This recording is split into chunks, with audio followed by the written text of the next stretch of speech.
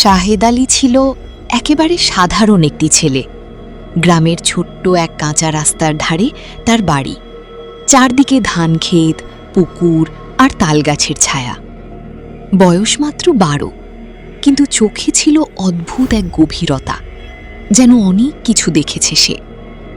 অন্য বাচ্চাদের মতো খেলাধুলা, হাসি ঠাট্টা তার জীবনে থাকলেও তার ভেতরে লুকিয়েছিল এক অজানা ভয়, যার শুরুটা হয়েছিল এক অদ্ভুত স্বপ্ন থেকে। প্রথমবার স্বপ্নটা দেখেছিল এক বর্ষার রাতে। বাইরে ঝমঝম করে বৃষ্টি পড়ছিল, বাতাসে জানালার কপাট কাঁপছিল।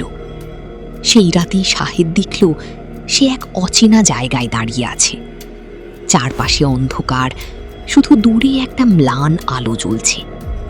সে আলোর দিকে এগোতে থাকলে হঠাৎ তার সামনে এসে দাঁড়ালো এক ছোট্ট অবয়ব, একটা বাচ্চা জিন।